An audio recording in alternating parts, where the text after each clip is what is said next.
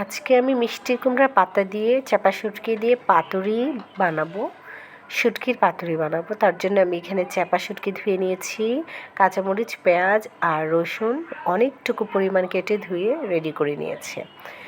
তো চলে যাচ্ছি পরবর্তী প্রসেসে। তো তার জন্য আমি একটা প্যান নিয়ে প্যানটাকে হিট করে নিয়েছি,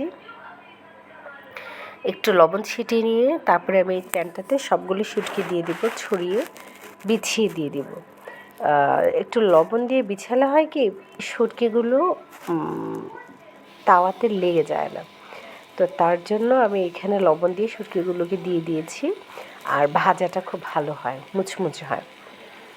তো শুটকিটাকে একটু সময় নিয়ে ভাজবো, কড়া জালে ভাজবো না, একটু লাইট কড়া জাল যেটাকে বলে ওইরকম একটা জাল দিয়ে ভাজবো, নাহলে পুড়ে যাবে শুটকিটা। তো এই তো শুটকি ভাজা হয়ে গেছে, আমি উল্টে পাল্টে শুটকি খুব ভালোভাবে ভেজে নিয়েছি। তো এখন শুটকিটাকে নামিয়ে নিয়ে আমি এই তাওয়াতেই অন্য জিনিসগুলো করে ভেজে নিব। তো শুটকিটাকে নামিয়ে আমি এই তাওয়াতে কাঁচামরিচ, রসুন এগুলোকে ভেজে নিচ্ছি যেন কাঁচা গন্ধটা না থাকে। আমার বাসায় গ্যাস থাকে না, এই জন্য আমাকে ইন্ডাকশানে রান্না করতে হচ্ছে। তো যখন কাঁচামরিচ আর রসুনটা টালা হয়ে যাবে আমি এটাকে নিয়ে যাব ব্লেন্ড করতে। তো আমি এটাকে ব্লেন্ড করে লবণ দিয়ে ব্লেন্ড করব। তারপরে পেঁয়াজটাকে আমি কাঁচাই রেখেছি, পেঁয়াজটাকে টালি দিই, কারণ আমার এখানে আরও অনেক প্রসেস আছে রান্নার, সেজন্য।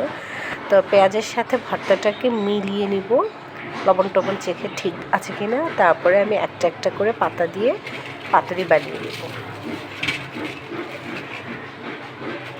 পাতুরিটা আসলে মানে পাতাটাকে একটু গরম পানি করে একটু ভিজিয়ে দিলে পাতাটা নরম হয়ে যায়। আমার আর এই প্রসেসটা করা লাগবে, ও করতে ইচ্ছা হয়নি, আমার এমনিতেই হয়ে গিয়েছিল আলহামদুলিল্লাহ।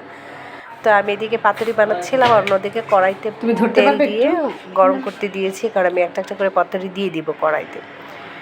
তো বানাচ্ছিলাম আর আমি দিয়ে দিচ্ছিলাম কড়াইতে। সো খুব ইজি ওয়েতে আমি আরেকটা বানাতে বানাতে হয়ে যাচ্ছিল। সো এই তো একটু মাঝারি আঁচে রেখে আমি পাতুরিগুলোকে ভেজে নেব, ঢেকে ভেজে নেব, যেন ভিতরে পেঁয়াজগুলো ভাজা হয়ে যায়, রান্নাটাও ঠিকঠাক হয়, পাতাটাও সিদ্ধ হয়ে যায়। এই তো ফাইনাল লুক আমার। এক প্রসেস উঠে গেছে, আর একটা 3টা বাকি ছিল, ওইটাকে আমি ভেজে নিয়েছি।